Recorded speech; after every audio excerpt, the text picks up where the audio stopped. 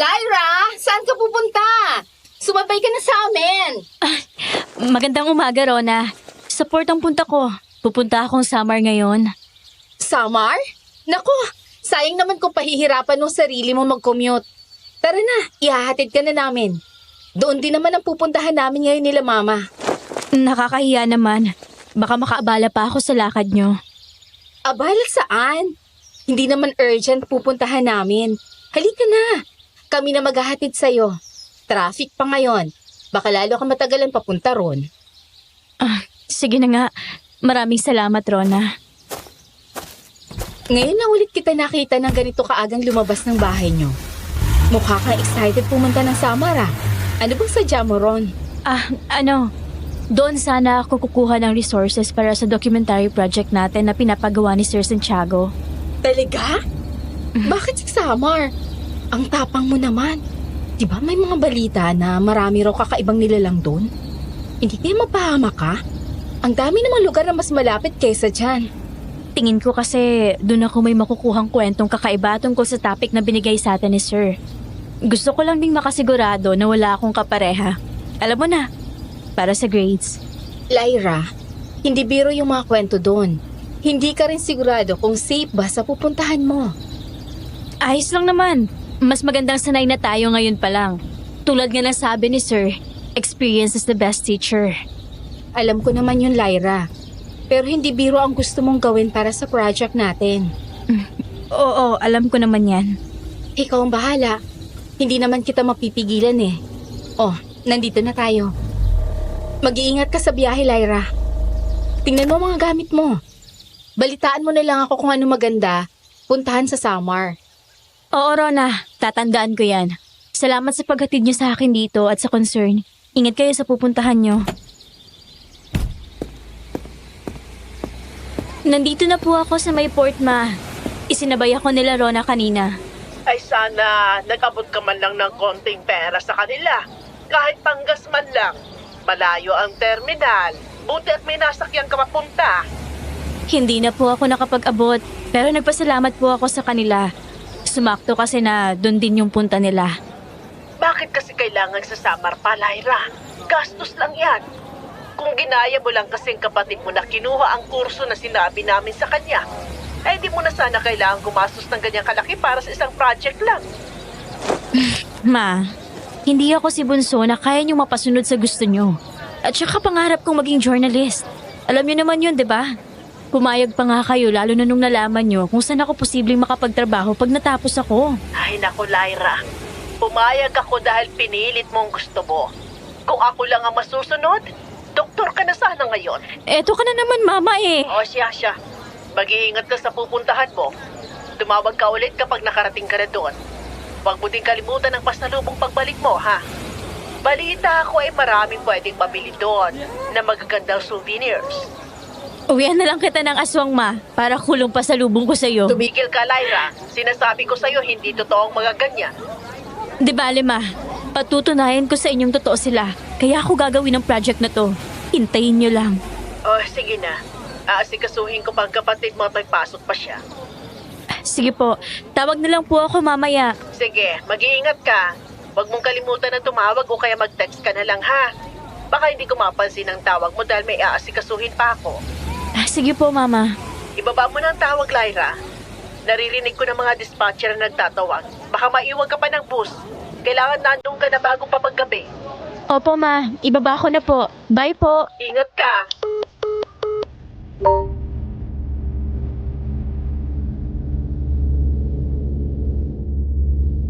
May mga tanong ka ba sa sarili mo na kahit anong pilit mong sagutin, hindi mo pa rin kayang harapin? Yung mga tanong na paulit-ulit bumabalik sa isip mo, kahit gaano mo na sila tinatakasan.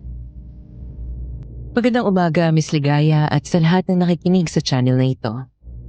Ako si Lyra Del Rosario, isang journalism student mula sa Maynila. At ang kwentong ibabahagi ko sa inyo ay isa sa mga karanasang hindi ko kailanman makakalimutan hanggang ngayon. Noong panahong iyon, may isang simpleng documentary project kami tungkol sa mga lokal na alamat. Simple lang naman ang gagawin namin. Magtanong sa mga residente Kumuha ng videos at gumawa ng short documentary. Pero dahil gusto kong maging kakaiba ang gagawin ko, napagdesisyonan ko na ako mismo ang pupunta sa Samar. Sa pagkakarinig ko, maraming kwento tungkol doon. Mga alamat na kinabibilangan ng aswang, engkanto, mga nilalang na hindi ko naman talaga sineseryoso noon. Pero nang makarating ako sa lugar na yon, may iba akong naramdaman. Yun bang parang may nakatitig sa'yo? Tapos kapag tinitingnan ko yung mga tao sa paligid ko, umiiwas sila sa titig ko. Hindi ko alam na yun na pala ang simula ng kalbaryo ng buhay ko. Yung akala ko simpleng dokumentary lang, simpleng interview, video at storya ay mas nagiging kakaiba habang dumadaan ang mga araw. Hanggang sa napansin kong hindi na lang basta dayo ang turing nila sa akin. Naramdaman ko kaagad ang takot, misligaya. Hindi ko akalaing dadalhin ako nito sa isang sitwasyon na hindi ko kailanman ginusto. At yun ang ibabahagi ko sa inyo.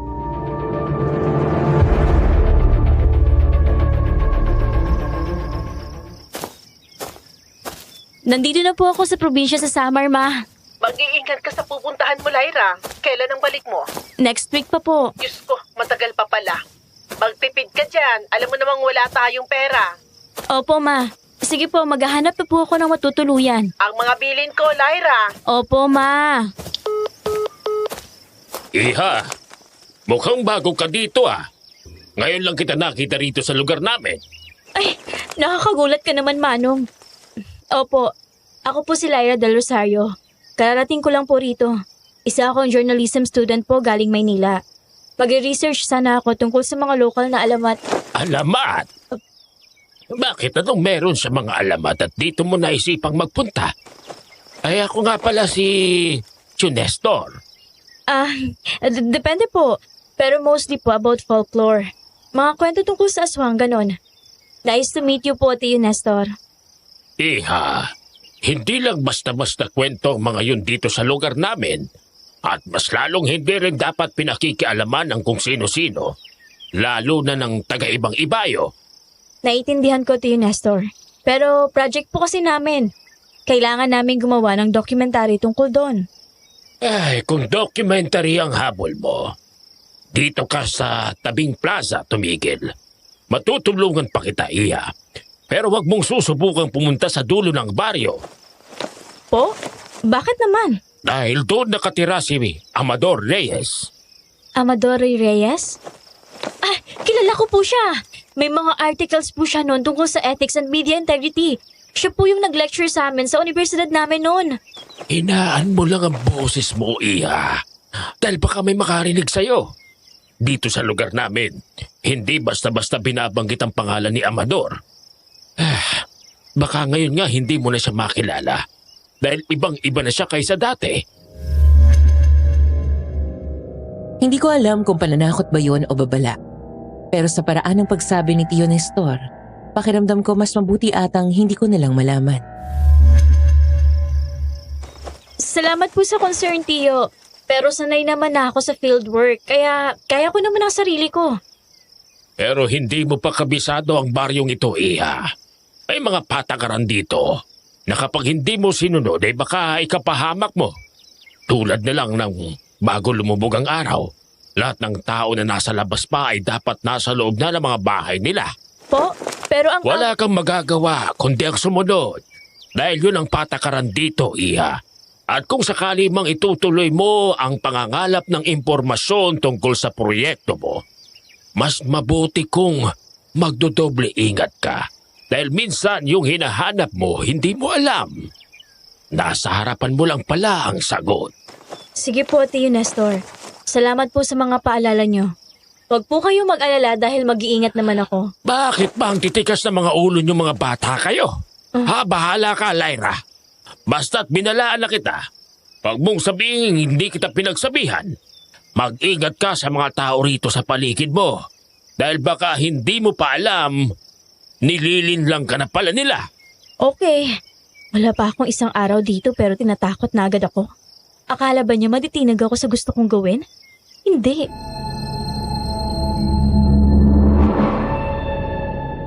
Pero sa totoo lang, Miss Ligaya, Hindi ko man direktang aminin pero kinilubutan ako sa mga babala niya.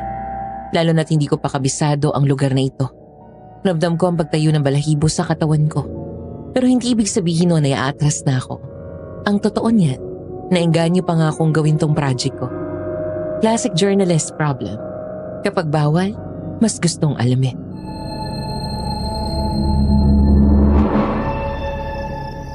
Ihahatid kita sa bahay ni Aling Nena. Mas maganda kung doon ka muna kay Aling Nena tumuloy pansamantala.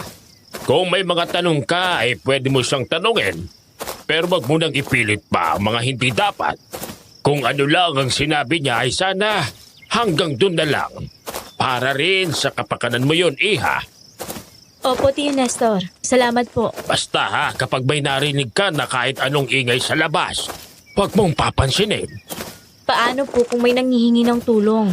Hayaan mo si Aling Nena ang umasikaso noon. Isipin mo ang kaligtasan mo, Iha. Mas importante yung kaysa sa proyekto mong yan. Opo. Okay, nandito na tayo. Oh, Nestor, kumusta? Anong maipaglilingkod ko? Magandang araw, Aling Nena. Ayos lang ho ako. May kasama nga pala akong dayo dito sa lugar natin. Halika kayo at pumasok. Halika, Iha. Bumasok na tayo. Maupo muna kayo. Ikaw, Iha, gusto mo ba ng kape? Juice? Nestor, kaano-ano mo nga pala ang magandang batang ito? Asalubong ko lang sa daan kanina, Aling Nena. Hindi ko pa siya nakita noon dito, kaya nilapitan ko. Alam mo namang hindi dapat ito pinupuntahan basta lang ng mga dayo ang lugar na to, di ba? Kung ganon, anong ginagawa niya dito? Anong pangalan mo, ha? Magandang araw po. Ako nga po pala si Lyra Del Rosario. Ganda for short. Lyra na lang po. Ay, may pagkakwela ka rin pala, Iha. Masaya akong makilala ka, Lyra. Ano nga palang pakay mo dito sa lugar namin? Nakapagtataka lang dahil bihira ang may mapadpad na dayo dito sa amin. May project po kasi ako. Nabasa ko po kasi na marami nun dito sa lugar na to. Ha? May alam ka ba sa lugar na ito? May mga naririnig na po. Kaya po ako nandito para masigurado kung totoo din po ba ang mga yon. Ano bang gusto mong malaman? Sasagutin ko na lang yon. Totoo po ba talaga ang aswang dito?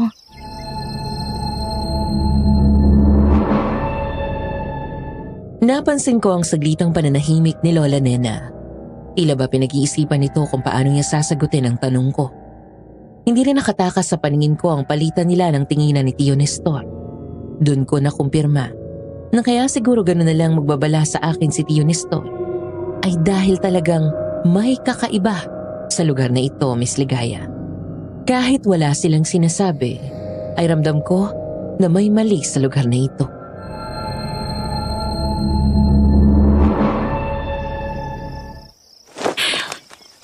Tingin ko, hindi magandang pag-usapan kaagad ang tungkol dyan, Iha. Siya nga pala, may matutuluyan ka na ba? Kaya ako siya dinala ngayon dito, Aling Nena. Alam kong mas ligtas siya kung dito muna siya sa'yo. Bakit? May balak ba siyang puntahan? Si Prof. Amador Reyes po sana. Gusto ko po siyang hanapin at makausap. Nabanggit kasi ni Tio Nestor na dito pala siya nakatira. Magaling po siyang propesor at marami na akong natutunan sa kanya noon. Kaya alam kong malaki po ang maitutulong niya dito sa proyekto ko. Ha? Bakit? Anong kailangan mo kay Reyes? Naku, Iha, huwag mo na siyang hanapin o balaking kausapin. Di magandang plano yan. Sinabi ko na sa kanya yung kanina, Aling Nena, pero parang wala naman siyang balak makinig kaya baka sa'yo.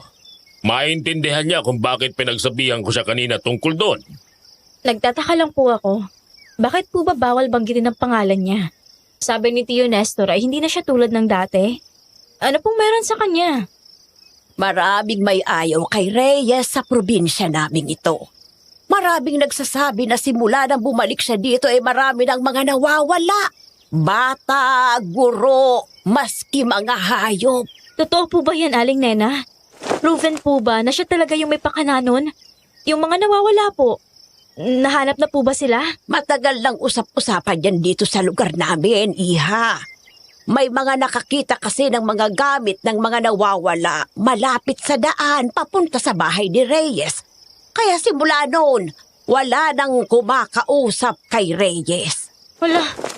Paano po kung hindi po pala si Prof ang gumagawa nun? At saka, saan po ba siya nakatira? Sa may dulong parte ng bayan na ito. Kung tutuusin ay bahay lang niya ang naandun.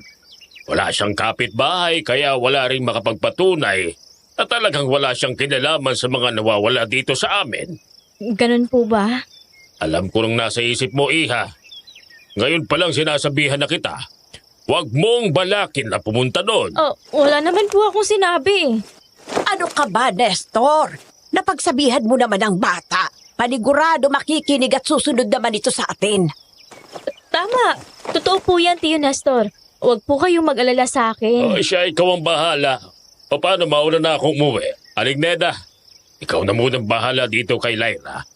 Marami siyang katanungan na alam kong ikaw lang ang makakasagot. Kaya ikaw nang bahalang magpaintindi at sagutin siya. Ay, huwag kang mag-alala. Ako nang bahala dito kay Ganda.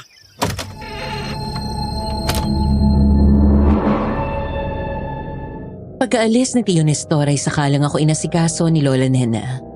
Nakipagkwentuhan pa ito sa akin tungkol sa kursong kinukuha ko. Ipinaliwanag ko naman dito kung bakit kailangan kong gawin ang ganitong proyekto.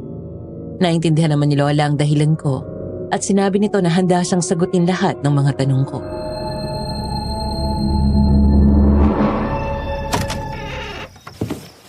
Dito ka muna sa kwarto ng apo ko manuluyan, Ganda. Ito lang ang bakanting kwarto na meron ako dito. Maraming salamat po, Lola Nena. Kung hindi niyo po mamasamain, nasan po ang apo niyo? Parang kayo lang po ata ang nakatira sa bahay na to. Matagal nang wala rito ang apo ko. Isang araw, bigla na lamang siyang hindi umuwi. Ang paalam niya pupunta lang siya sa bahay ng kaklase niya para gumawa ng group assignment. Pero hindi na siya kailanman nakabalik. Wala po bang nakakita sa kanya? Paano po yung kaklase na pinuntahan niya? Nawala na ang apo ko bago pa man siya makarating sa pupuntahan niya. Kaya simula noon, nagkaroon na ng patakaran dito sa baryo namin na wag nang magpapalabas pa ng mga bata o kahit sino pa man paglubog ng araw. May kinalaman po ba talaga si Prof. Amador Reyes sa mga nangyayari sa baryong to? Paano kung hindi po pala talaga siyang may gawa, Lola Nena? Paano kung hindi... Huwag na muna nating pag-usapan ng tungkol dito, Iha. Magpahinga ka na, Ganda. Halatang pagod ka sa haba ng biyahe mo. Hayaan mo bukas. Sasabihan ko si Nestor na ipasyal ka dito sa baryo namin. Sige po, Lola Nena. Maraming salamat po ulit sa pagpapatuloy sa akin dito sa bahay niyo. Walang anuman.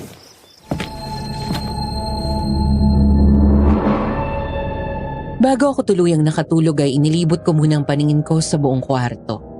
Nakita ko ang mga magagandang drawings na nakasabit sa dingding. Mukhang magaling at talented ang apo ni Lola Nena. Nakita ko din ang picture nito na kasama si Lola Nena at kung tatansyahin ay mukhang kaidaran ko lang siya. Nakakalungkot man ang sinapit niya ay hindi ko pa rin maiwasang magtaka tungkol kay Professor Amador Reyes. Talaga bang siya ang may dahilan nito? Napabuntong hininga na lang ako, Miss Ligaya. At itinulog na lang ang mga tanong na nasa utak ko. At gaya ng sabi ni Lola Nena, kinaumagahan ay muli akong pinuntahan ni Tio Nestor para ipasyal sa bayan nila. Dala ang kamera at ilang gamit ko ay sumama ako sa kanya.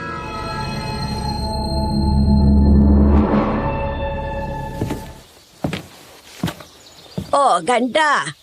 Huwag hihiwalay kay Nestor, ha? Pwede kang magtanong-tanong sa mga tao kung yun ay makatutulong sa project mo.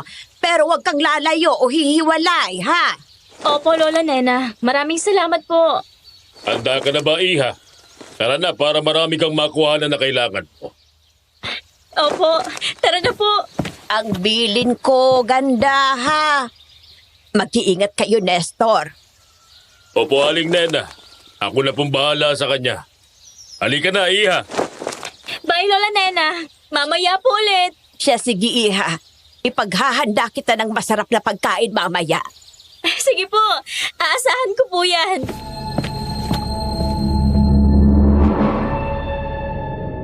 Gaya ng sinabi ni Tio Nestor, inilibot niya ako sa may baryo. Ipinakilala pa ako nito sa iba pang kakilala niya na nakatira rito. Kahit nakakailang at nakakatakot ang tingin sa akin ng iba, ay hindi ko na lang iyon pinansin. Gusto kong mag-focus sa project ko. May mga ilan kaming napagtanungan tungkol sa balita ng mga nawawala dito sa baryo. Pero habang nasa daan kami ni Tio Nestor, ay napatingin ako sa isa pang daan. Sa pagkakarinig ko kanina sa ilang tao doon, ang daan na yon ay papunta sa bahay ni Professor Amador Reyes. Dala ng curiosity ko, nagpaalam ako kay Tio Nestor na may titingnan lang ako saglit. Pero ang totoo ay tinahak ko ang daan na sinasabi nilang bawal kong puntahan.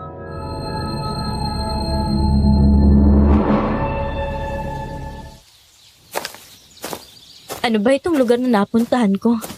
Bakit wala man lang kabahay-bahay kahit isa? Ay, makabalik na nga lang kay Tio Nestor.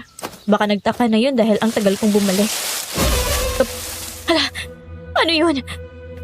Teka, saan ba yung dinaanan ko kanina? Don't tell me nawawala ako.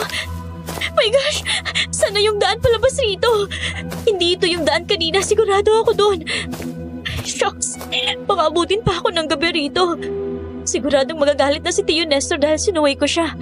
Paulit-ulit pa naman nila ako pinaalalahanan ni Lola Nena tungkol sa bawal na lumabas ng bahay kapag gabi na.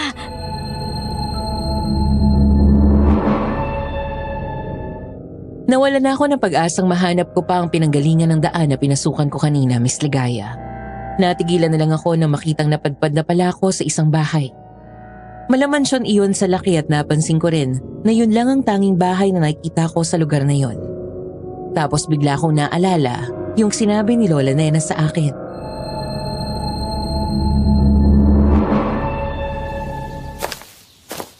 Ay, huwag mong sabihin napadpad ako sa bahay ni Prof. Amador Reyes. Hello po? May tao po ba dito? Tao po! Sino yan? Anong ginagawa mo dito? Hello po. Pwede po bang magtanong? Nawawala po kasi ako. Alam niyo po bang daan pabalik po sa may baryo? Paano ka napadpad sa lugar na ito? Hindi basta-basta pwedeng pumunta rito. Pasensya na po. Curious lang po kasi ako dito sa daan papunta rito kaya pinuntahan ko po. Mahihirapan kang bumalik doon. Dumito ka muna. Isasabay na lang kita kapag pupunta na ako sa baryo. Sige po. Salamat. Kayo po ba si Prof. Amador Reyes? Ako, paano mo ako kilala? Ako nga po pala si Lyra Del Rosario, isang journalism student sa isang universidad sa Maynila. Naalala ko po kasi, naging speaker po kayo dati sa school namin. Ang totoo po niyan, isa po kayo sa mga kilalang tao na hinangaan ko sa larangan ng journalism, kaya napunta ako rito. Paano ka naman napunta rito? Kung taga Maynila ka pala. Malayo ang lugar mo dito. Para po sana sa isang documentary project. Alam niyo naman po kung paano ang kalakaran sa kursong to. At anong topic ang kailangan mong i-feature? Tungkol po sa mga aswang. Kung totoo ba ito o isang alamat lang? At nandito ka para patunayan na totoo yun, tama ba? Opo. Sige, tingnan ko kung may maitutulong din ako sa project mong yan. May mga articles ako nakatago tungkol sa mga aswang. Talaga po. Maraming salamat po.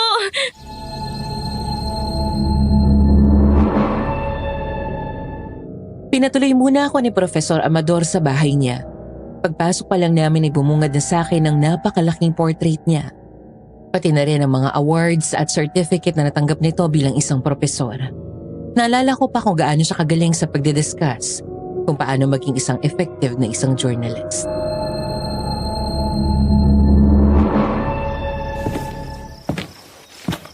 Maupo ka muna dito. Ukuhanan muna kita ng maiinom.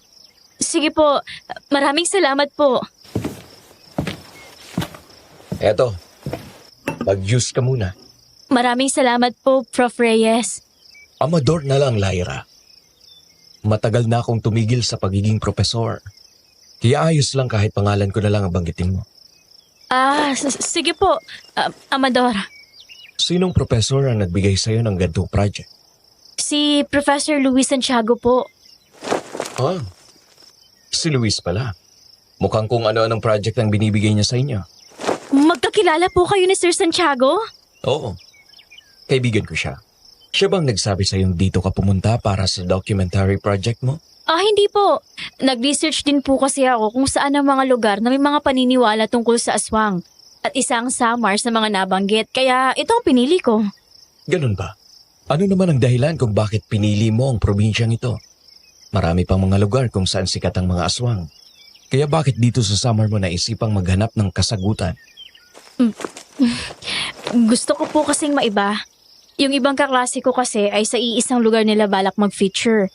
Ang sa akin naman po ay gusto ko yung wala akong kapareha kaya dito ako pumunta. Kung ganon, sinong nagsabi sa'yo tungkol sa lugar na ito? Alam mo bang walang kahit na sino ang naglakas loob magpunta dito sa lugar ko? Nabanggit po kasi sa bayan na dito po kayo nakatira. Ano pang sinabi nila? Na huwag kong mababanggit ang pangalan nyo. Pero nandito ka na ngayon. Ibig sabihin ba noon ay hindi ka naniniwala sa kanila? Hindi naman po sa ganon.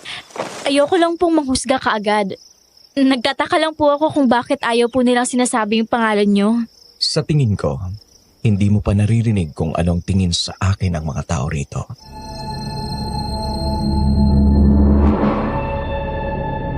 Pagkasabi ni Amador nun sa akin ay bigla kong naalala ang sinabi ni Lola Nena. Pero kung titingnan sa itsura ngayon ni Amador, parang napaka-imposible talaga na totoo ang mga chismis tungkol sa kanya.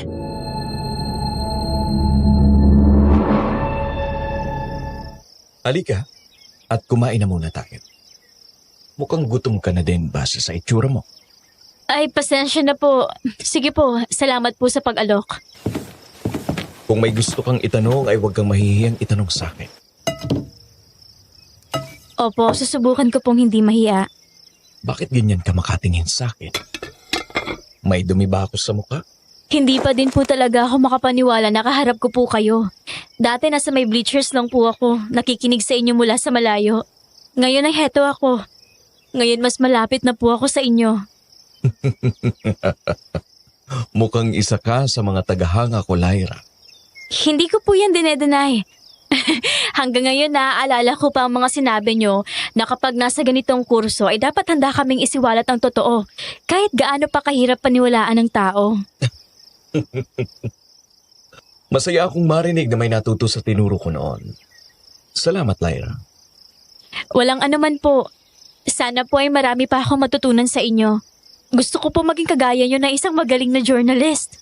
Hindi naging madali yung pinagdaanan ko sa larangang ito, Lyra. Kagaya mo, ay inaral ko din kung paano maging effective na journalist. Salamat sa compliment. Kaya wag mong ikulong yung sarili mo sa expectation na magiging katulad mo ko. Kasi hindi mo alam. Baka mahigitan mo pa ako sa hinaharap.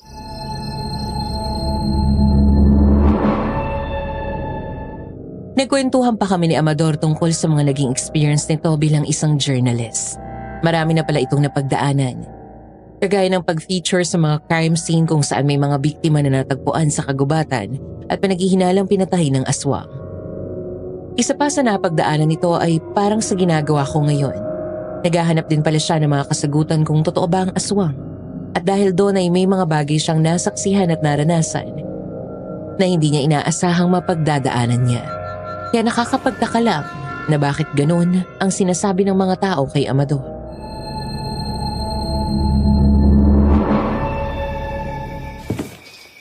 Ikaw lang po bang nakatira dito? Oo, nasa ibang lugar na kasi ang pamilya ko. Naiwan ako dito para may maiwan na magbabantay dito sa bahay na ito. Ganun po ba? Hindi ka po ba nalulungkot dito? Hindi, mas gusto ko ang ganito.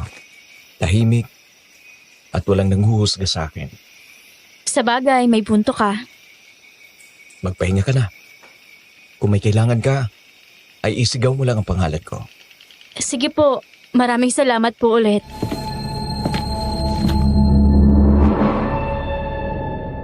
Dala ng sobrang pagod ay mabilis akong nakatulog. Naging mahimbing naman ang tulog ko noong una.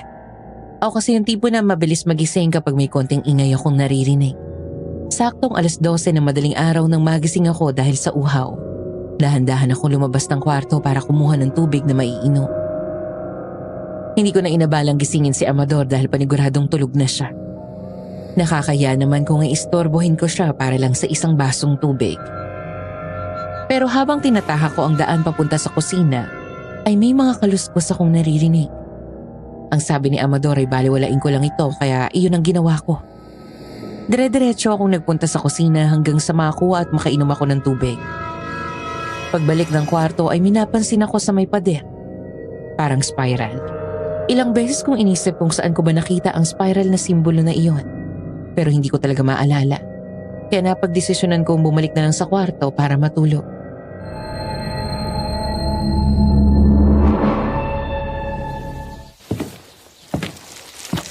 Magandang umaga, Lyra. Kumusta ang tulog mo? Magandang umaga, Amador. Ayos naman ang naging tulog ko. Napansin ko yung gamit na baso. Nagpunta ka ba dito kagabi? Oo. Nagising kasi ako kaninang madaling araw. Nauhaw ako. Sana ginising mo na lang ako para ako nang kumuha para sa'yo. Nahihiya ako.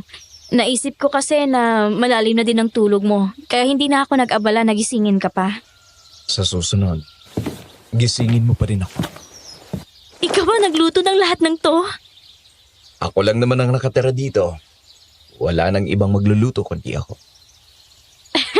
Sabi ko nga, maraming salamat sa pagluto ng pagkain. Walang anuman.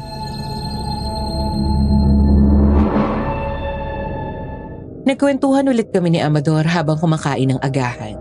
Naging topic naman namin ang mga chismis na kumakalat na siyang dahilan kung bakit maraming nawawala at kung paano niya tinatanggap ang mga iyon. Nakakabilib na kahit ganoon ang tingin sa kanya ng mga tao dito sa baryo, ay may pakailam at concern pa rin ito sa mga kasamahan niya.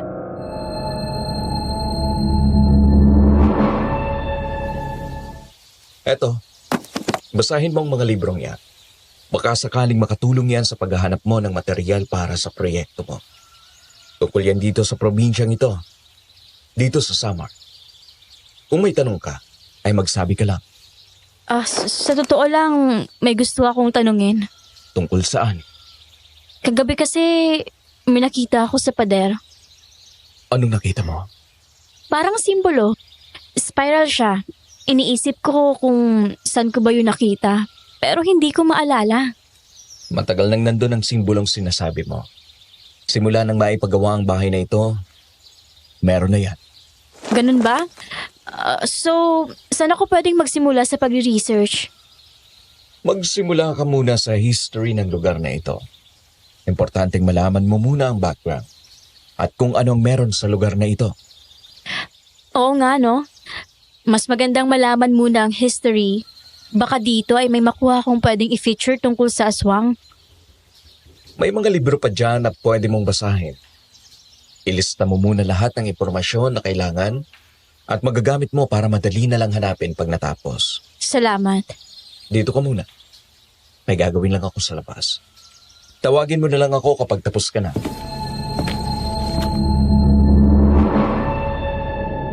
Sinimulan kong maghanap ng mga kasagutan at impormasyon sa librong ibinigay sa akin ni Amador kanina. May mga nahanap naman ako pero pakiramdam ko ay may kulang pa din. Kaya nagpunta ako sa mga bookshelves para maghanap pa. Habang isa-isa kong tinititigan ang mga libro, ay napukaw ang atensyon ko sa kahon na nakatago sa likod ng mga libro. Medyo may mga kalumaan na mga kahoy na yun.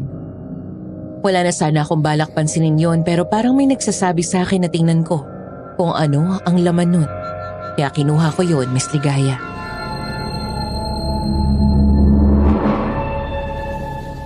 Ano kayang laman ng kahon na to? Bakit ang bigat? Anong ginagawa mo? Bakit hawak mo yan? Ay, Diyos ko po!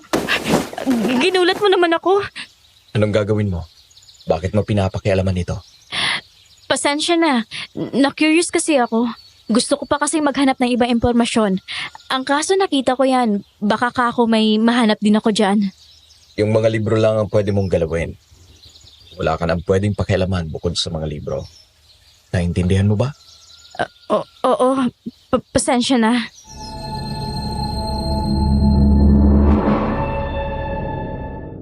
Ramdam ko ang lakas ng tibok ng puso ko dahil sa pinaghalong gulat at takot.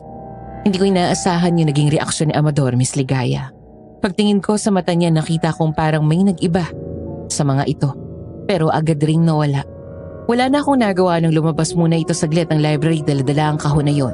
Saka siya bumalik para tulungan ako sa pananaliksik.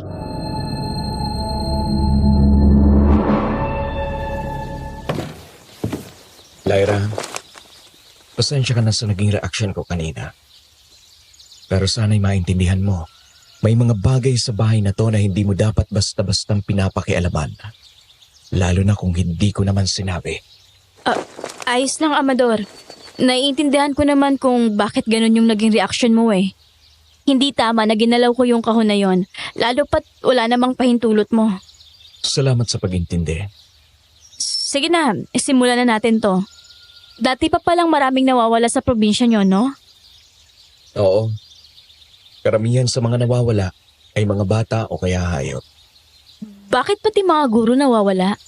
May mga sabi-sabi na kaya sila ang kinukuha dahil may gustong iparating na mensahe. Hanggang ngayon ay wala pa ding nakakasagot kung anong mensahe yon. Paano ang mga bata? Anong kinalaman nila? Madali silang maakit at mauto. Kaya ganon.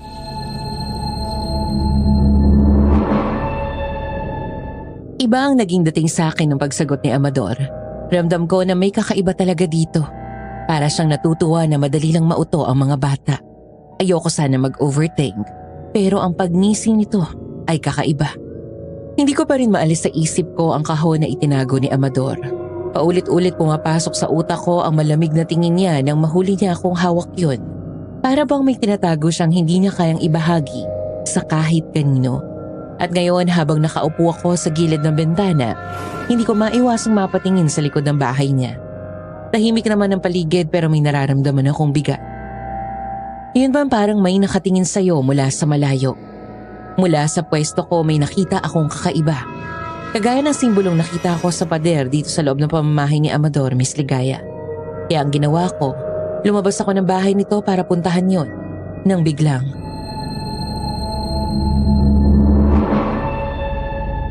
Anong ginagawa mo? Bakit ka nagpunta dito? Hindi ka dapat nagpunta dito, Lyra. Alam mo bang delikado dito? Ano kasi? Huwag kang basta-basta lalabas ng bahay. Lalo na kung wala kang kasama. Sinabihan na kita, di ba? Na kapag may kailangan o tanong ka, ay magsasabi ka sa akin. Minsan ay ikapapahamak mo ang pagiging matigas ang ulo, Lyra. Pasensya na. May nakita lang akong... Alam kong nakita mo. Pero sana hindi mo na pinuntahan pa. Na-curious lang talaga ako. Pasensya na.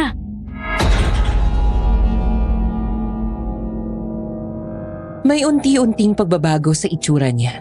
Hindi halata pero ramdam ko. Parang mas tumalim ang mga mata niya. Parang mas luminaw ang mga ugat sa gilid ng leeg niya. Kitang-kita ang galit sa kanya. Pero kahit ganoon may kakaibang lungkot din sa boses niya. Parang napipilitan lang siyang maging mahigpit sa akin. Hindi lahat ng nakikita mo rito kakayanin mong tanggapin. Mas mabuting mag-focus ka lang sa libro kaysa mapahama ka pa dito sa labas dahil lang sa kuryosidad mo.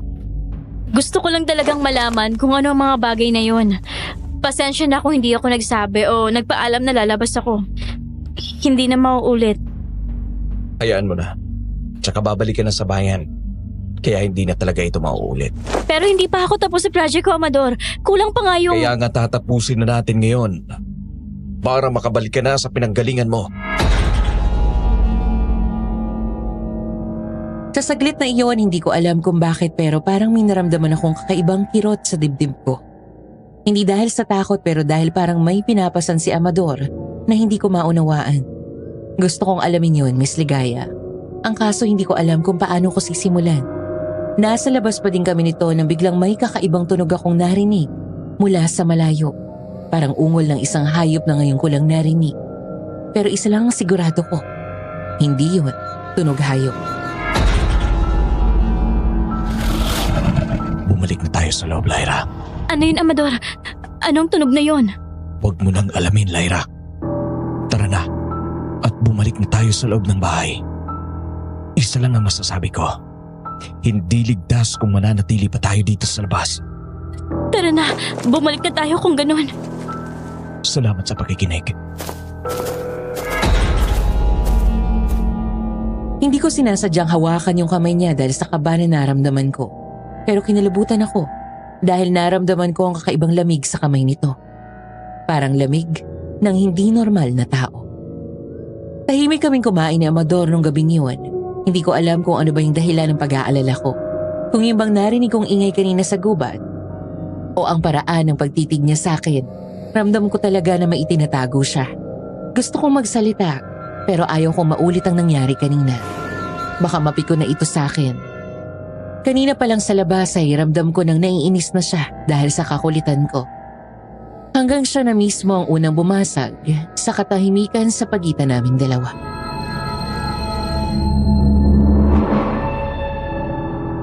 Hindi ko pinagbabawalan ang kuryosidad mo, Lyra. Maganda yan. Subalit may mga bagay na hindi dapat basta pinakikialaman. Bilang journalist, kailangan kong hanapin at malaman ang katotohanan. Kahit nakakatakot, gaya ng tinuro mo sa amin dati sa school. Para maging authentic at paniwalaan ng mga taong ginagawa namin, ay dapat totoo at walang halong kasinungalingan ang mga impormasyon na ibinibahagi namin. Hindi lahat ng katotohanan ay kailangang ilabas. Minsan, ang nalalaman mo ay siya ding magpapahamak sa'yo. Pero kung hindi natin ilalabas ang katotohanan na yun, kakalat ang takot at maling kwento. Kagaya na lang ng mga maling impormasyon tungkol sa'yo. Hindi mo man lang ba gagamitin ang katotohanan para linisin ang pangalan mo? Uulitin ko, Lyra. May mga bagay na mas mabuting itago na lang. Hindi lahat ng katotohanan ay nagbibigay ng kalayaan. Kung tungkol sa akin ang inaalala mo, huwag mo nang isipin yon. Pero, Lyra, ang katotohanan ay may dalawang muka. Isang maliwanag at isang madilim.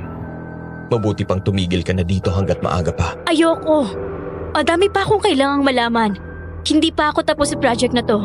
Hindi ko pa nalalaman ang katotohanan. Lyra, kung sakaling mahanap mo ang sagot sa mga katanungan mo, dalawang bagay ang mangyayari.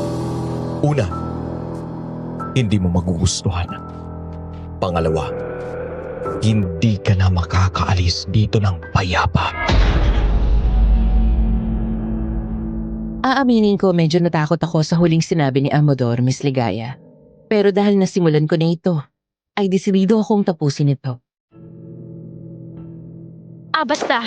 Kung ano man ang mangyari, at least nalaman kong katotohanan, di ba? Mas gusto ko yon. At saka sigurado ka na ba na hindi mo lilinisin ang pangalan mo sa mga tao dito? Kahit na magpaliwanag ako, hindi nila maiintindihan yon. Naging sarado na ang isip nila sa katotohanan. Simula nang mangyari ang sunod-sunod na pagkawala ng mga tao dito sa baryo. Gusto mo bang malaman ang totoong dahilan kung bakit mag-isa lang ako dito? Oo. Gusto kong malaman. Baka hindi mo kayanin kung ano man ang malaman mo. Handa ako. Handa ako kung ano man yon. Ang totoo niyan, nandito ang pamilya ko dati. Wala talaga sila sa ibang lugar. Gaya ng sinabi ko sa iyo ng isang araw. Kung ganon, nasa na sila ngayon? Nawala sila dahil sa isang nilalang sa gubat. Nagulat ako dahil sa narinig ko. Hindi ko inaasahan yun. Hindi ko na alam kung ano ang sasabihin ko sa kanya. Nangingibabaw ang awa na nararamdaman ko para sa kanya. Ramdam ko kung gaano kasakit ang mawala ng pamilya. Pero may napansin akong kakaiba sa kanya, Miss Ligaya. Parang tanggap na niya ang nangyari sa pamilya niya. At parang hindi niya kayang sisihin ang nilalang na binabanggit niya. Matapos ang kwento ni Amador tungkol sa kanyang pamilya, bumalik ako sa kwarto. Pero hindi ko pa din matanggal sa isip ko naging revelasyon na iyon. Parang may bigat na bumabalot sa buong bahay. Habang nakaupo ako sa kama, may narinig akong malakas na kaluskos sa labas ng bintana.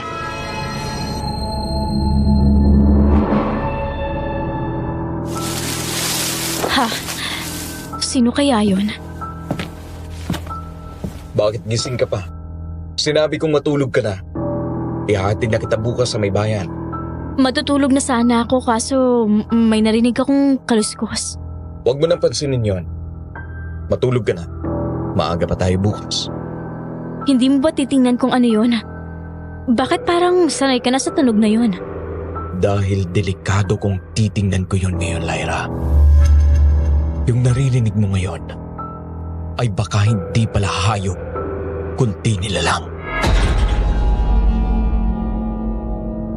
Habang nakatingin sa labas ng bintana ay lalong lumalakas ang kabog ng dibdib ko dahil sa takot na nararamdaman ko. Para yung papalapit kung saan naroon ako. Pakiramdam ko ay anytime may biglang gugulat o hihila sa akin mula sa pwesto ko. Paano kung biglang may lumapit sa akin? Paano kung malalaman kung tao pa ba yun? Makinig ka sa sarili mong pakiramdam. Kung may hindi tama, mas mabuting umiwas ka na. Huwag kang magpanggap na matapang lalo na kung hindi mo talaga kaya. Hindi habang buhay ay tatakasan ko lang yung mga bagay na kailangan kong harapin, Amador. Hindi pwedeng mas ako rito ng matagal. Kaya kung alam mo namang may pwede akong gawin para makaalis dito, sabihin mo. Sundin mo kung anong sinasabi ko, Lyra. Sa ngayon, hindi ko pa pwedeng sabihin sa iyo ang lahat. Dahil kahit ako, hindi ko alam kung anong pakay nila kung bakit nila ako sinusundan. Pero mawawala ba sila? Oo. Basta't manahimik ka lang. Amador, pakiramdam ko may nakatingin sa akin. Ibaba mo na ang mga kortina, Lyra. Huwag mo nang pansinin yun. Pero Lyra, pakiusap. Sumunod at makinig ka na lang.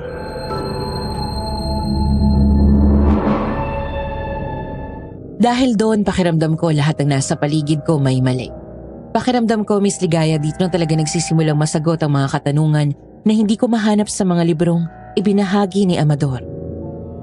Kinabukasan na pagdesisyonan ni Amador na ihatid na ako sa mismong baryo matapos ng nakakilabot na pangyayari kagabi. Pumayag na ako dahil kahit kaluskos pa lang ang mga naririnig ko, pakiramdam ko baka hindi lang yon ang magiging unang beses na mangyayari yon. Baka may susunod pa. Habang tinatahak namin ang daan pabalik ng baryo, ay napansin namin ang kumpulan ng mga tao sa labas ng barangay hall. Wala na sana kaming balak alamin kung ano ang nangyayari. Ngunit naagaw ng atensyon ko ang pamilyar na figura ni Tio Nestor na mukhang nakikisagap din ng balita sa ibang tao.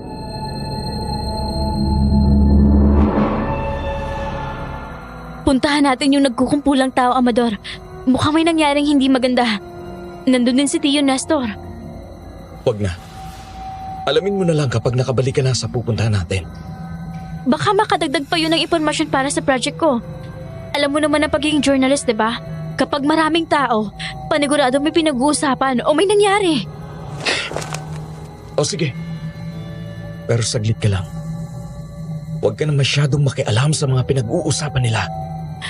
Oo, huwag kang mag-alala. Ano pong nangyayari dito, Tio Nestor? Lyra, saan ka nagpunta? Ilang araw ka na naming hinahanap. Alam mo bang sobrang nag-alala na si Aling Nena sa'yo? Pasensya na po, Tio Nestor. Naligaw po kasi ako. Inabayihan ka na namin na huwag kang hihiwalay sa akin. Sinong kasama mo, ha? Mabuti at walang nangyaring masama sa'yo. Si Prof. Amador Reyes po. Ano? Ali ka dito, Lyra. Huwag kang lalapit sa kanya. Bakit po? Wala naman po siyang ginagawang masama sa akin. Basta't makinig ka sa akin, Lyra. Sinabi ko na sa'yo na hindi basta-basta binabanggit ang pangalan niya dito. Hindi ko talaga maintindihan, Tio Nestor. Wala naman pong ginagawa si Amador. Siya pa nga pong nag-volunteer na ihatid ako pabalik sa bahay ni Lola Nena. Hindi mo talaga maiintindihan dahil dayo ka lang dito, Lyra. Kung ganon, ipaintindi niyo na mabuti sa akin, Tio Nestor, kung bakit ayaw ng mga tao dito si Amador. Saglitang nanaig ang katahimikan sa amin ni Tio Nestor. Ramdam ko din ang tingin ng ibang mga tao sa amin dahil sa naging argumento namin yun. Maya-maya pa, ay naramdaman kong lumapit sa akin si Amador. Lyra, anong nangyayari dito? Ayos ka lamang ba? Amador, ang lakas ng loob mong magpakita rito. Pagkatapos ng lahat ng nangyari, may gana ka pang pumunta rito sa baryo. Anong ginagawa ng isang halimaw na kagaya mo dito sa bayan na ito? Tigilan mo ko, Nestor. Wala kang mapapala sa akin.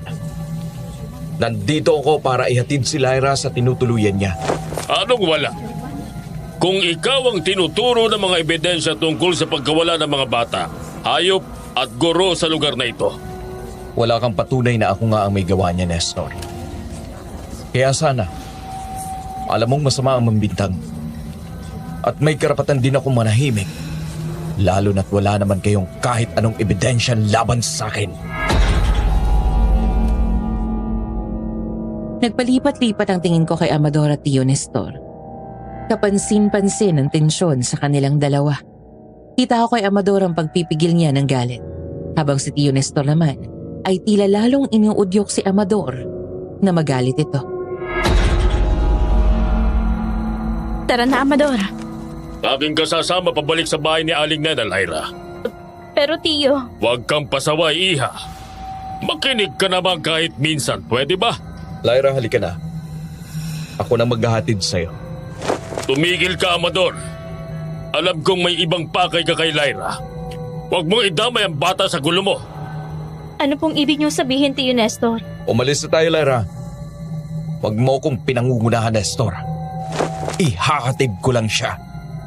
Pasensya na po, Tio Nestor. Pero sasabay po ako kay Amador. Sinabihan na kita, Lyra. Sana'y huwag mong pagsisihan ang mga naging desisyon mo.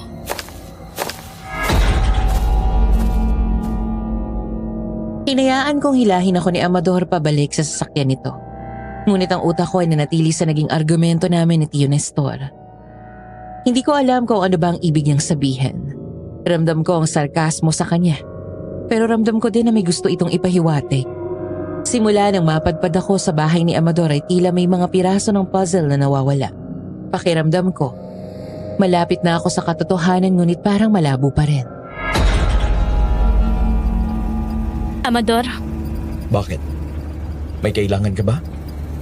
anong meron sa inyo ni Tio Nestor? Bakit mukhang hindi kayo magkasundo? Bakit parang may galit kayo sa isa't isa? Matagal nang mainit ang dugo sa akin ni Nestor, Lyra. Ako ang pinagbibintangan niya sa mga nawawala dito sa baryo. Sa kanya din nagsimula ang mga usap-usapan tungkol sa akin. Pero bakit ganyan ang pakikitungo niya sa'yo? May nagawa ka ba sa kanya noon kaya mainit ang dugo niya sa'yo? Bagay nga sa'yo ang kursong kinuha mo, Lyra. Lahat napapansin mo. Mukhang magiging magaling kang journalist. Salamat. Pero wag mong ibahin ang usapan. Bakit nga ba kasi mainit ang dugo sa'yo ni Tio Nestor? Dahil sa akin niya isinisisi ang pagkawala ng anak niyang babae.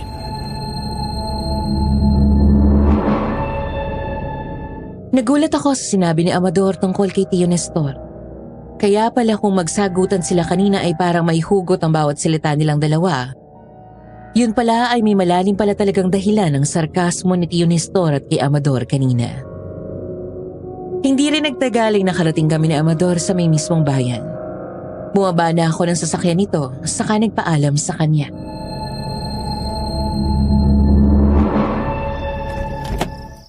Salamat sa lahat ng tulong na ibinigay mo sa akin, Amador. Hindi ko makakalimutan ang kabutihan mo. Paniguradong marami akong maikikwento kay Sir Santiago. Walang anuman, Lyra. Sana'y sapat na ang mga nakuha mong impormasyon at experience para sa ipipicture mong documentary. Mag-iingat ka palagi. Amador, may paraan pa ba para makausap ulit kita? Malay mo may susunod ulit akong project at kailangan ko ng tulong mo. Alam ni Santiago ang email address ko. Tanungin mo na lang sa kanya pagbalik mo ng Maynila. O siya, mauna na ako. Ikinagagal akong makilala ka, Lyra. Salamat ulit, Amador. Ingat sa pag-drive pa uwi.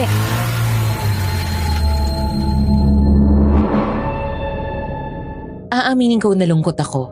Nalungkot akong isipin na yun na ang huling beses na makita ko si Amador. Hindi ko rin maitatanggi na nasanay ako sa presensya nito. Kahit sa ilang araw na kasama ko siya, pakiramdam ko ay may nabuo kaming koneksyon sa isa't isa. Siguro kung hindi ko lang naranasan yun kagabi, ay baka mas matagal ko pang makakasama ito. Naglakad-lakad ako pabalik sa bahay ni Lola Nena at kita ko ang ginhawa sa mukha nito nang masilayan ako sa may kalsada pa lang. Nakita ko naman si Tio Nestor na kararating lang din.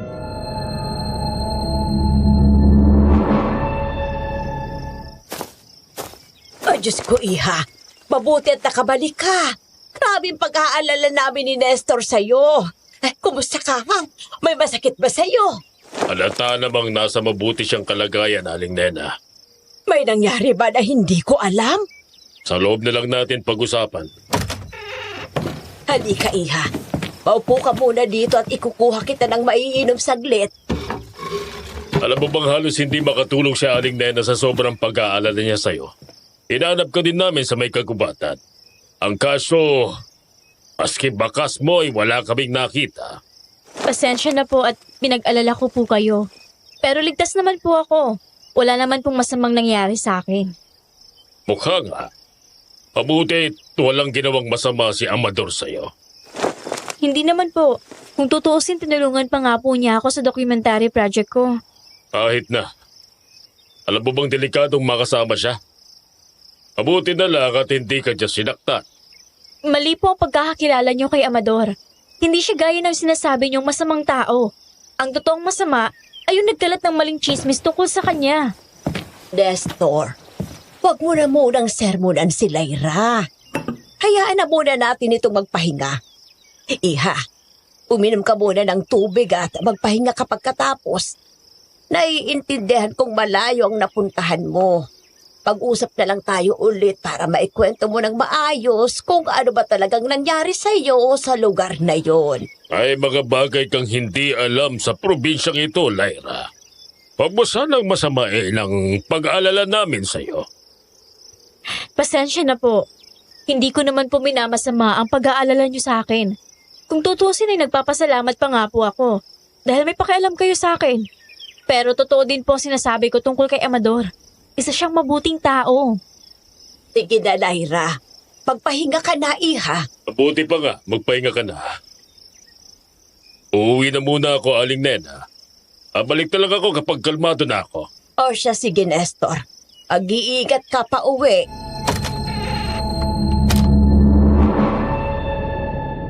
Inihatid ako ni Lola Nena sa kwarto ng apo niya. Dala na rin ang pagod at puyat nitong mga nakarang araw ay mabilis akong nakatulog. Pero sa kalagitnaan ng pagtulog ko ay muli ko na namang naalala ang mukha ni Amador. Maski ang mga naging kaganapan sa tahanan nito. Bigla akong nagising dahil pakiramdam ko ay binabangungot ako.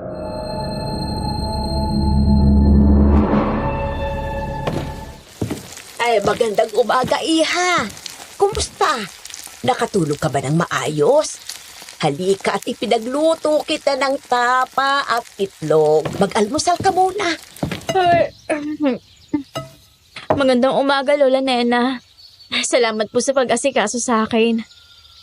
Ayos ka lang ba, Iha? Bakit parang puyat ka? Hindi ka ba nakatulog ng maayos? Ayos lang po ako, Lola Nena. Nagkaroon lang po ako ng masamang panaginip kagabi, kaya ako nagising ng maaga. Ako, pagkatapos nito magpahinga ka ulit. Sige po, maraming salamat po. Halika na at kumain na tayo.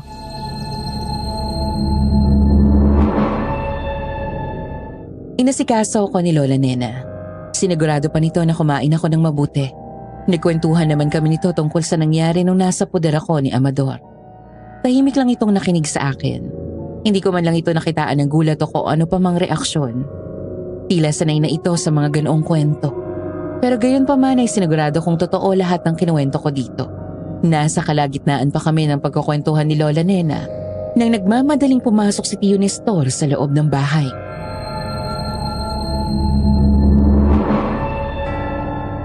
Aling Nena! Aling Nena! Ano yun, Nestor? Bakit nagmamadali ka? May nangyari ba? May nagkakagulo sa barangay na malapit sa atin. Kakasagap ko lang. Ano yun? Maupo ka muna at mukhang malayo pang tinakbo mo. Yung mga nangunguha ng mga bata guro at nawawalang hayop dito sa atin. Bakit? Anong meron? Nahuli na bang gumagawa nun? Oo, kaninang madaling araw lang. Nakita raw ang mga ebidensya sa likod ng bahay nito. Bigla akong kinabahan nang marinig ang mga sinabi ni Tio Nestor. Kahit na may kutob ako, ay pinili ko na lamang sarilinin yun. Sino daw po yun? Si Mayor Ronaldo. Sa bahay niya nakita ang lahat ng gamit ng mga nawawala. Ano? Paano nangyari yun? Hindi ba siya pa nga ang nag-utos na hanapin kung sino ang gumagawa ng ganitong krimen dito sa lugar natin? Maski ako, Aling Nena, hindi makapaniwala sa nalaman. Pero may mga ebidensya at hinuli na ito kaninang madaling araw.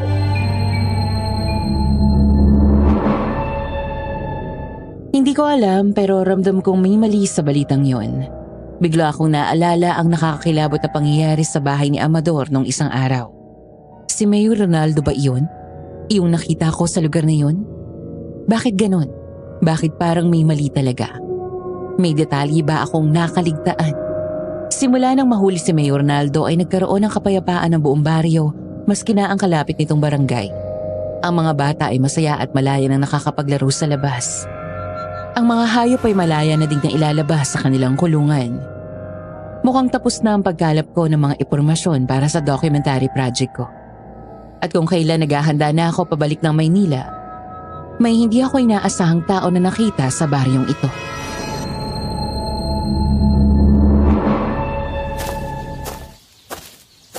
Magandang umaga ho.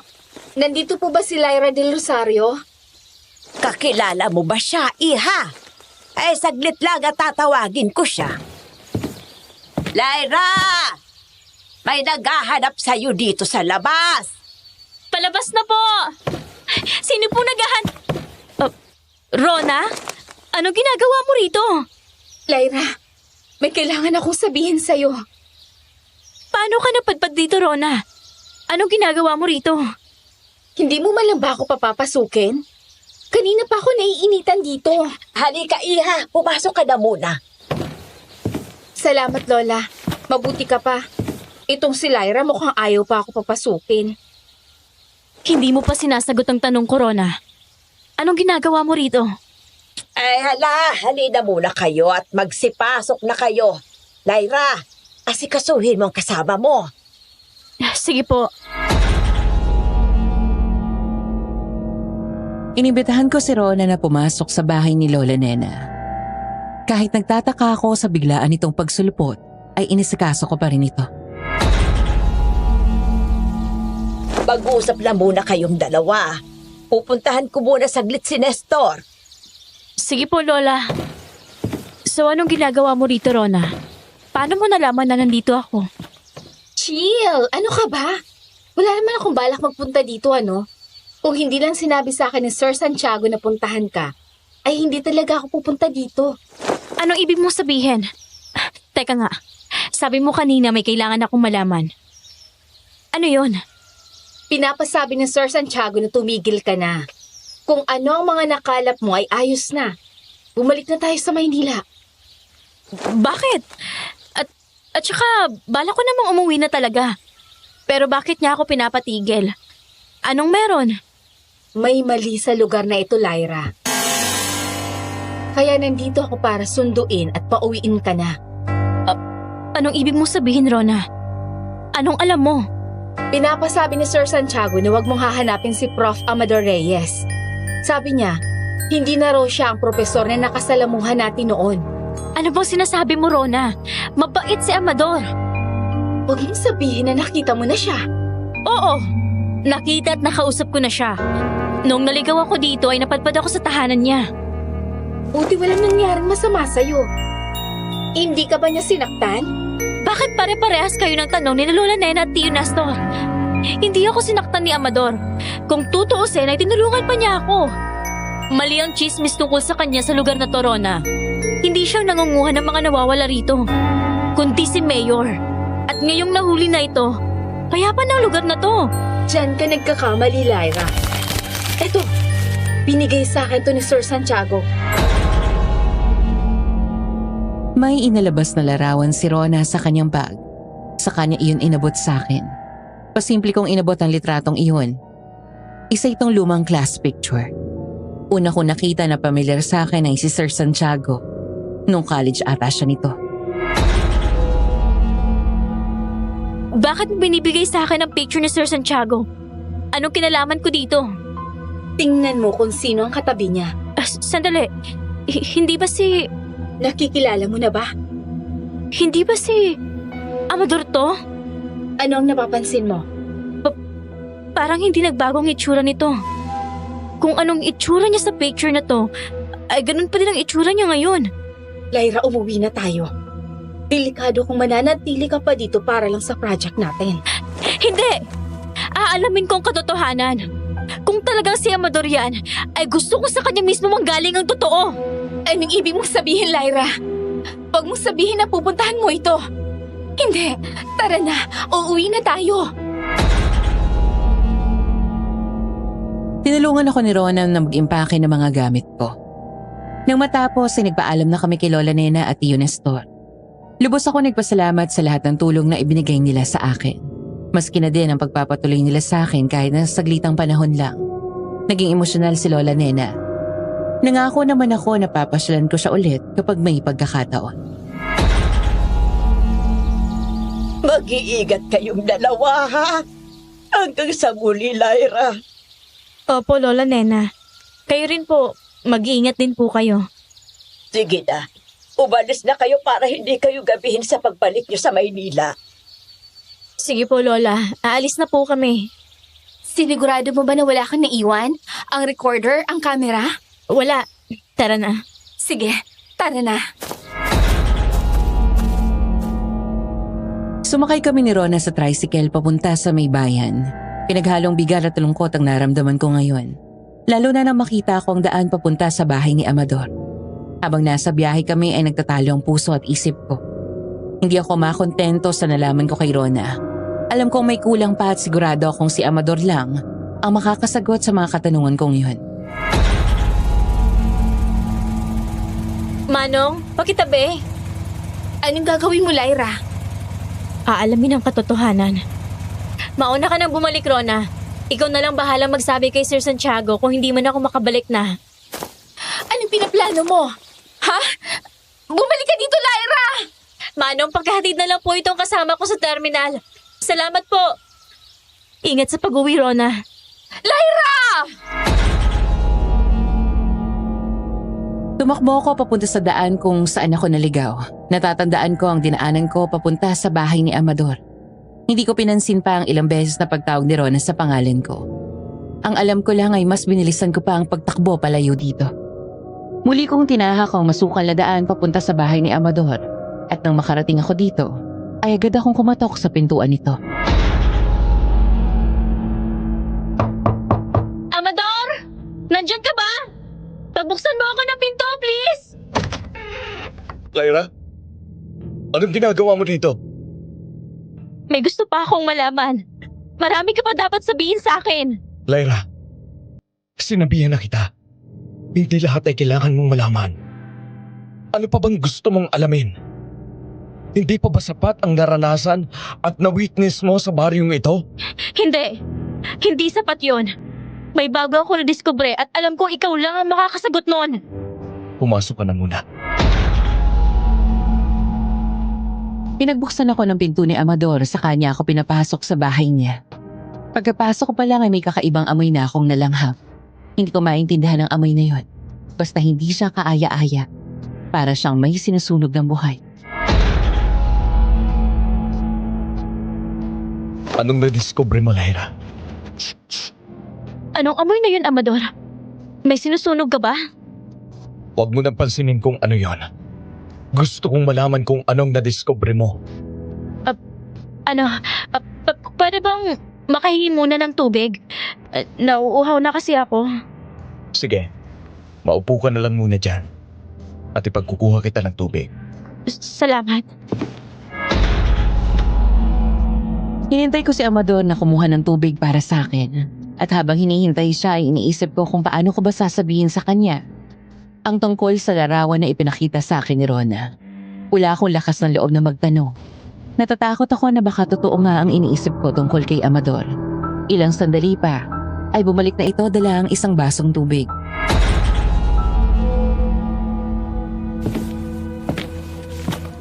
Uminom ka na muna. Salamat. Handa ka na bang sabihin sa akin kung anong na-discover mo? Ano kasi? Paano ko ba sisimulan? Umalma ka, Lyra. Ano yun?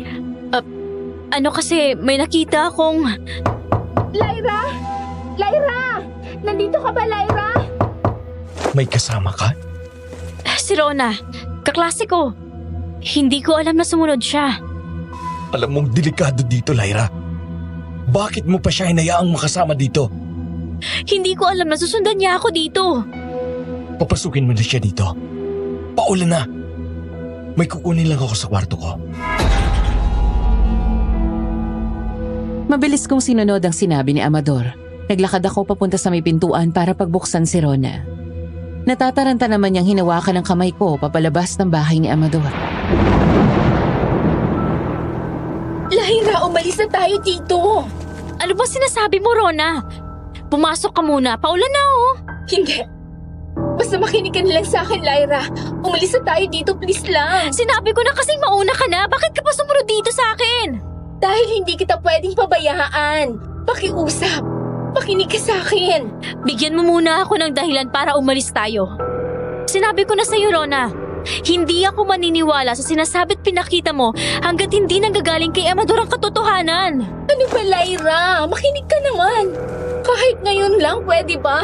Hindi ka kailanman magiging ligtas dito. Bakit ba kasi? Mauna ka na kung gusto mo. Yang taong pinagkakatiwalaan mo ay siyang aswang na sinasabi sa baryong to. Hindi! Hindi totoo yan! Tingnan mo mga simbolo sa paligid ng bahay na to, Lyra. Hindi ka pa rin ba naniniwala? Habang sinusundan kita kanina, inapadpad ako sa isang maliit na bahay.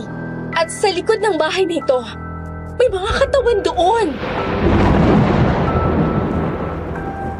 Hindi ko na pinroseso agad ang mga sinabi ni Rona. Ang alam ko lang ay kasabay ng tunog ng kidlat ay siya namang pagkawala ng ilaw sa buong bahay. Madilim na ang paligid. Nabuo ang takot sa dibdib ko. Lalo na magsimula na kaming makarinig ng kaluskos mula sa ikalawang palapag. Pamilyar ang kaluskos na yon. Dahil naranasan ko iyon nung nanatili kami dito sa bahay ni Amador. At saka ko napansin na parang may unti-unting nagbabago mula sa dilim. May mga kuko na tila humahaba. May isang pares ng mata na kumikislap at parang hayop na gutom. Nakarinig din ako ng tila pag-crack ng mga buhay. Umalis na tayo, Lyra! Tara na! At sabi niyo balak magpunta. Amador! Aswang! Mabilis kaming tumakbo ni Rona paalis ng bahay ni Amador. Hindi na namin inalintana ang lakas ng ulan. Sa ngayon ang importante sa amin ay ang tuluyan ng makaalis sa lugar na ito. Habang tumatakbo kami, ay ganoon din kalapit ang kaluskos na naririnig namin. Mabilis ang pagkilos ng humahabol sa amin. Sa sobrang bilis ng takbo namin ay hindi ko na napansin ang malaking bato na nakaharang sa daraanan ko. Kaya bigla na lamang ako nataliso doon.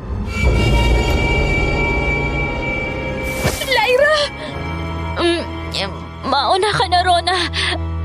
Kaya ko sarili ko.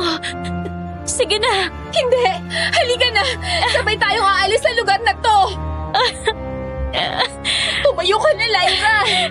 Ang sakit ng paa ko. Inalalayan ako ni Rona na makatayo. Kahit na nahihirapan na ako sa paglakad at paktakbo dahil sa laki ng sugat ko, ay pinilit pa rin naming makaalis sa lugar na yon. Mas lalong lumakas pa ang ulan, kaya mas lalo kaming nahirapan ni Rona. Hindi na namin alam ang daan na tinatahak namin. Para kaming napaglararoan ngayon. Dahil paulit-ulit kaming bumabalik sa daan, papunta sa bahay ni Amador. Mas lalo ring lumalakas ang mga kaluskos na naririnig ko sa paligid namin. Pareho na kaming pagod ni Rona. Pero pilit naming hinanap ang daan papaalis sa lugar na yon. Nang tuluyan na naming nahanap ang daan ni Rona, ay doon naman biglang sumulpot ang nakakatakot na nilalang. Pulang-pula ang mga mata nito. May mahabang kuko. Nakakatakot. Nakakatakot ang itsura nito.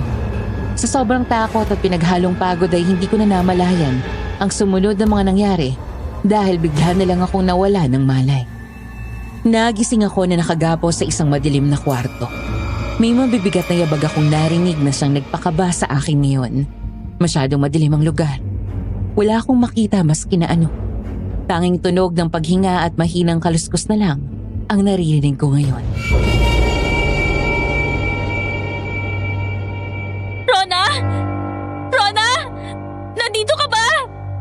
Wala nang kasama mo. Anong ginawa mo kay Rona? Ha? Ginawa ko na siyang alay, Lyra. Wala nang kaibigan mong si Rona. Napakasama mo, Amador! Bakit mo ginawa yun kay Rona? Sana ako na lang! Ako na lang yung pinatay mo! Ako ang naging pasaway sa pag-alam ng totoo! Ako na lang sana sinaktan mo!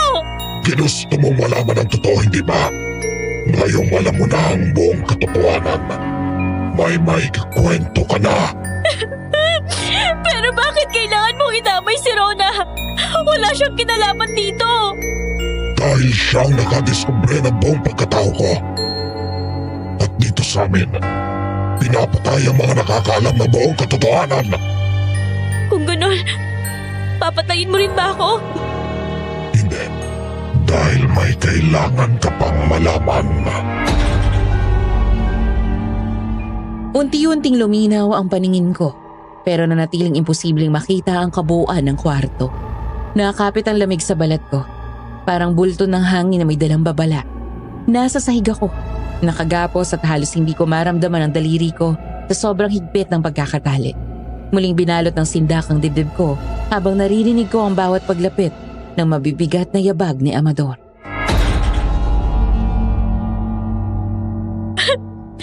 Kung hindi mo ako papatayin, ano pa bang kailangan mo? Ang katotohanan, ito lang ang kaya kong iwanan sa'yo bago matapos ang lahat. Bakit mo ginawa lahat ng to? Bakit mo pinatay si Rona? Bakit mo kinuha ang mga bata? Hindi sila ang target ko. Hindi sila ang gusto kong patayin. Pero ginawa mo pa rin! Hindi yun rason! Hindi mo naiintindihan. Simula pa noon, si Mayor Ronaldo ang gusto kong pabagsakin. Siya ang tunay na kriminal. Siya ang nagpaikot ng sindikato. Siya ang nagbenta ng mga bata. Siya ang nagpawala sa mga gurong tumutulong sa amin. Huminto siya at sa pag-angat ng ulo niya, doon ko narinig ang bahagyang pagbabago-bago ng boses niya. Naghalo ang sakit at galit sa tinig niyang iyon. Pinatay niya ang estudyante kong minahal ko na parang anak. Pinatay niya ang asawa ko. Pinatay niya ang anak ko. Anak mo? Oo. Lahat ng mahal ko. Kaya alam kong walang manguhuli sa kanya. Walang maniniwala sa akin. Kaya gumawa ako ng takot. Kaya ka ba nagtuturo ng journalism? Oo. Kaya ako din ginawa ang aswang. Ginamit ko ang sumpang iniwan sa aming angkan. Ako ang nangunguha ng hayop ng mga bangkay na sinunog ko upang magmukhang rapture ng demonyo. Lahat ng yon, mensahe. Para pag-usapan ng mga tao? Para mapilitin ng pulis na pansinin ang kaso? Para matakot ang buong bayan at simulan ang paghuhukay sa bulok na leader nila at gumana. Hindi ba? Si Mayor mismo ang nahuli dahil sa mga ginawa ko. Dahil sa takot na nilikha ko. Pero bakit si Rona? Hindi niya kasalanan na matuklasan ang tungkol sa'yo!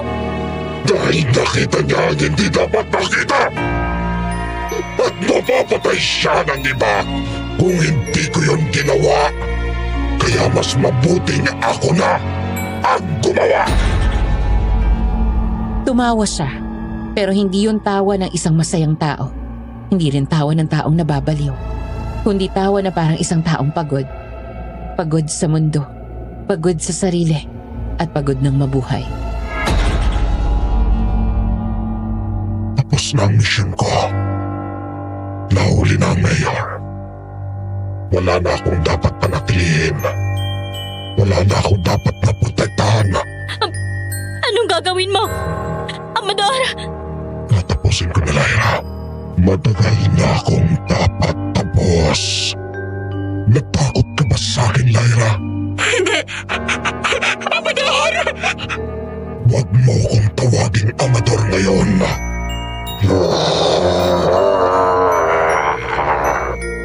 Hindi na ako yun. Matagal ko nang hinihintay ang araw na to! Hindi ko alam kung anong mas nakakatakot. Yung nilalang na nasa harap ko o yung taong nagsasakripisyo sa loob nito. At sa pagitan ng mga kidlat doon ko siya nakita. Ang pulang-pula niyang mga mata, ang nakalaylay na balat at ang matatalas ng ngipin na lumabas na parang sa isang aso. Kung tapos ng mission mo, bakit kailangan pang ganito? Bakit kailangan mong... Dahil kung hindi ko tatapusin ang sarili ko, gagamitin pa nila ako. Sino sila? Ang angkan ko, ang sumpa ko. Kapag natapos ang misyon ko, kailangan ko rin tapusin ang katawan ko bago nila ako gamitin ulit. Lyra, patawarin mo ako. Kung may pagkakamali man sa lahat ng ito, ikaw ang hindi ko dapat sinaktan. Kung ganon, bakit mo ba ako binihag? Para marinig mo ang kwento ko. Para maipalabas mo sa mundo ang katotohanan. Paano ako makakalabas dito? Pagkatapos ko, Ikaw ang magtatapos ng lahat. Bigla niyang hinampas ang sahig. Lumuwag ang tali ko. Hindi ko alam kung sinadya niya ito o parte iyon ng pagkabali ng katawan niya. Ngunit hindi na mahalaga. Mas lalo akong natakot pero hindi para sa sarili ko. Natakot ako sa kung ano pa ang kaya niyang gawin bago siya mawala. Lyra, tumakbo ka! Pero makinig ka muna. Salamat! Amador, Tinulungan mo kong maalala na tao rin pala ako. wag! Amador, wag! Wag mong gawin! Please! Tapos na ang misyon ko.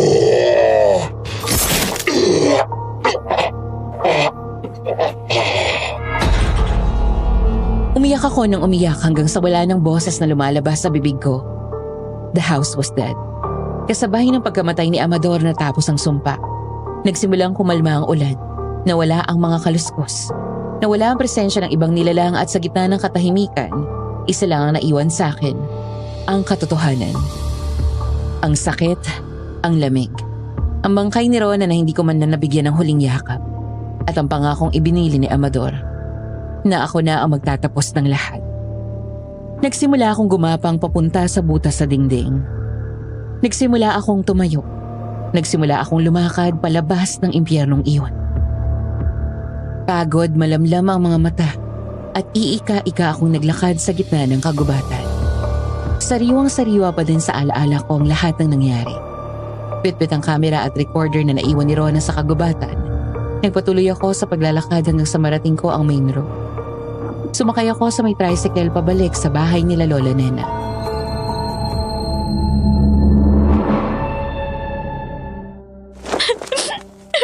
Lyra, anong ginagawa mo dito?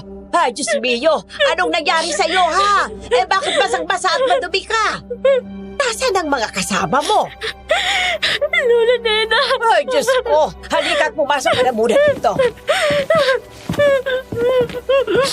Anong nangyari, Lyra? Bakit ganito ang itsura mo, ha? Nasaan na ang mga kasama mo? Bakit wala siya dito? Lola! Wala na po si Rona. Anong ibig kong sabihin na wala na siya? Naligaw pa siya? Patay na po si Rona. Ano? Paano nangyari yun? Wala na din po si Amador. Anong ibig kong sabihin, Iha? Kahit nahihirapan ay nagawa kong ikwento ang lahat kay Lola Nena. Hindi naman ito makapaniwala sa lahat ng nalaman niya. Matagal din bago na proseso sa kanya ang mga sinabi ko. Nag-offer naman ito na doon muna ako tumaloy sa bahay nila pansamantala hanggang sa kumalma ako. Sa ilang araw na pananatili ko ay wala akong ginawa kundi manatili lang sa loob ng kwarto. Bigla-bigla din ako nagigising sa kalagitnaan ng gabi dahil sa masasamang bangungot. Tila naririnig ko ang malakas na sigaw ni Rona sa panaginip ko. Maski na din ang ibang anyo ni Amador na siyang nagpapagising ng diwa ko.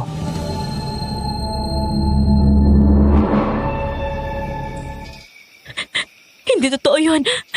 Tapos na yun. Wala na sila. Lyra! Lyra, gising ka pa ba? Narinig kita. Masama bang panaginip mo ulit? Asok mo kayo, Lola Nena. Apo, ilang gabi ka ng ganito. Hindi mo yun kasalanan. Pero kung hindi ko siya sinama, kung nakinig lang ako kay Rona, hindi sana ganun ang sinapit niya. Hindi mo hawak ang kapalaran ng ibang tao, iha. Masakit. Pero hindi mo rin kontrolado ang mga nakakakilabot na nilalang na yon. Kasalanan ko pa din ang lahat ng to, Lola. Kung nung una pa lang ay nakinig na ako sa mga babala, hindi sana magkakaganito. Wala sanang mawawala. Ay, magpahinga ka na muna, iha. Alam kong masakit pa rin sa'yo ang mga pangyayari pero tandaan mo, walang may gusto nun. Kung hindi ka naging determinado sa pag-alam ng katotohanan ay mananatiling magulo ang baryong ito.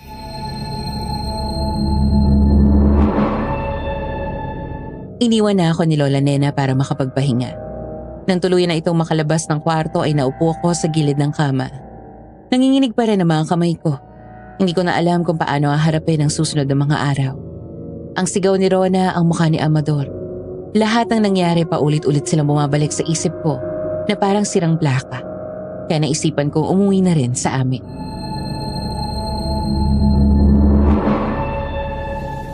Sigurado ka na ba, iha? Hindi ka pa maayos. Lola, natatakot pa rin ako. Pero mas natatakot ako kung mananatili pa ako. Kailangan kong makaalis. Kailangan ko nang tanggapin ang lahat. Kung yan ang desisyon mo, hindi kita pipigilan.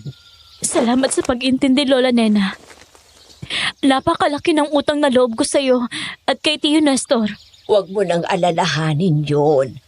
Masaya kami na natulungan at nagabayan ka namin kahit papano. Naway naging aral din sa'yo kung ano man ang nangyari sa baryong ito. Opo, La. Hindi na ito mauulit. Oh, eto. Lola, hindi ko naman ho kailangan nitong rosaryo. Dalhin mo pa rin yan, Lyra. Hindi mo alam kung ano ang maaaring sumunod sa'yo. Hindi lahat ng nilalang sa mundong ito ay umaalis agad. Sige po, salamat. Ihahatid ka na namin ni Nestor sa terminal. Gusto namin masigurado na ligtas kang makakarating doon. Ayos lang po ako, Lola Nena. Masyado na po kayong maraming nagawa para sa akin. Nakakahiya na po kung pati paghatid ay iaasa ko pa sa inyo. Ay, ano ka ba, iha? Bisita ka namin sa baryong ito. Hindi ka namin pwedeng pabayaan lalo na at matindi ang pinagdadaanan mo sa lugar na ito.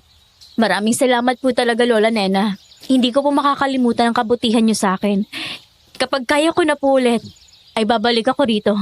Mag-move on at maghilom ka muna, iha. Nandito lang naman kami. Hindi kami mawawala ni Nestor. Pangako, Lola. Babalik ako rito.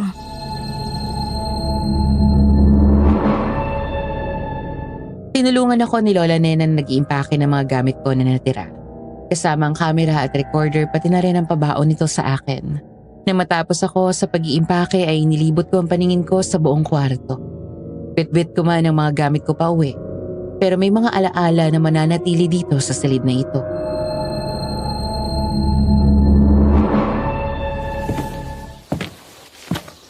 Nakahanda ka na ba, Iya? Naayos at naimpake mo na ba ang mga gamit mo? Opo, naayos ko na po lahat. Hintayin lang po natin saglit si Lola Nena. Magbibihis lang daw po ito. Oo, sige, pero kamusta ka ngayon, Lyra? Ayos lang po ako.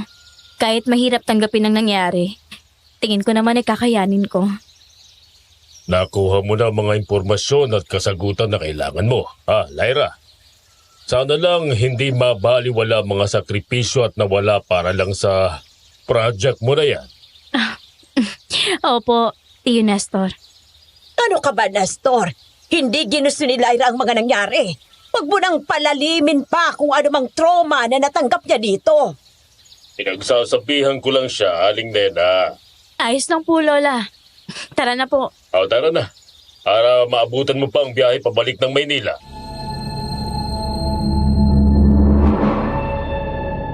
Naglakad kami patungo sa labas ng bahay at sa bawat hakbang na ginawa ko parang ang lahat ng mga alaala, mga tanong at mga pagdududa ay nagiging mas mabigat. Hindi ko alam kung paano ko haharapin ang mga susunod na mga araw. Ngunit ang isang bagay lang na sigurado ay wala akong takas mula sa mga nangyari.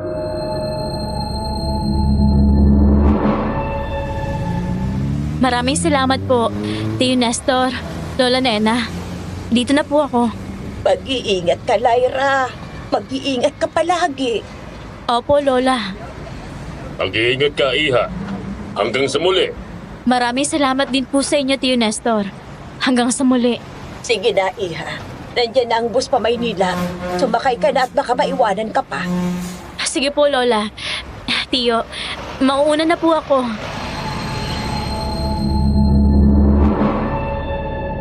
Yumakap ako kay Lola Nena at kay Tio Nestor. Pagkapasok ko ng bus ay pumesto ko sa may bandang bintana. Sa huling pagkakataon ay kumuhay ako sa kanila para magpaalam. Nagsimula namang umandar ang bus. Kita ko ang lahat ng lungkot sa kanilang mga mata, lalong-lalo na kay Lola Nena. Pero alam ko naiintindihan nila na kailangan ko nang bumalik. Habang nasa biyahe ay inilabas ko ang kamera na dala ko. Pinuksan ko iyon, saka ko tiningnan lahat ng nakuhaan ni Rona.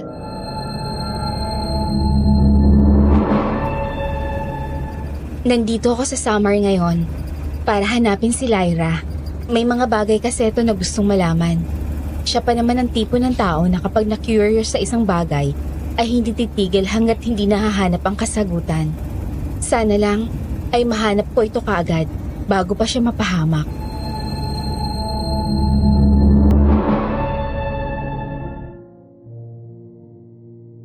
Hindi ko na tinapos ang panonood ng mga na-record ni Rona. Muli na naman bumalik ang sakit at takot sa aking dibdib. Naalala ko na naman ang lahat-lahat. Napagdesisyonan ko hindi ko na ilalabas ang alinmang nakuhaan ng kamera niya ito. Pagpapalusot na lang ako kay Sir Santiago. Maingat kong ibinalik ang kamera sa lalagyan nito saka ko itinuon ang atensyon ko sa may labas ng bintana. Dito na nagtatapos ang sulat ko, Miss Ligaya. Nung makabalik ako sa Maynila, una kong binalitaan si Sir Santiago tungkol sa mga nangyari. Nagalit ito sa akin dahil sa katigasan ng ulo ko at mga naging desisyon ko. Tinanggap ko lahat ng yon dahil kahit pagbali-balik na rin ko ang mundo, malaki ang naging parte ko sa nangyari. Hinarap ko rin ang pamilya ni Rona. Lahat na siguro ng masasakit na salita ay sinabi na nila sa akin. Pero lahat ng yun ay nilunok ko. Tinanggap ko iyon na malugod. Ipinagpatuloy ko pa rin ang kursong kinuha ko. Dahil sa naging experience ko sa Samar ay unti-unti ko natutunan kung paano maging isang effective na journalist. Hindi ko kinalimutan ang mga itinuro ni Amador. Hanggang sa nakapagtapos ako ng pag-aaral. Dala ang camera at recorder ko. Handa na ako muling tumuklas ng katotohanan sa likod ng mga nakakilabot na istorya. Hanggang dito na lang po, Miss Ligaya, at maraming salamat po sa pakikinig. Alam niyo, hindi ko inaasahan ni ganito pala kabigat at kasakit yung naranasan ni Lyra sa pagpunta niya sa Samar. Lalo na yung mga naging revelasyon sa pagkatao ni Amador. Nakakagulat at nakakatakot ang mga nangyari. Pero kahit ganoon ay napahanga ako sa naging katapangan at integridad niya na kanyang ipinakita. May mga katanungan talaga na magandang manatili na lang bilang katanungan at wag na nating hanapin pa ang kasagutan. Dahil hindi natin alam na yun pala ang magdadala sa atin sa kapahamakan. Sana nag-enjoy kayo sa pakikinig at sa ating mga listeners. Please don't forget to like, share, and subscribe to our channel. Aswang Confessions. Muli, this is Miss Ligaya signing out.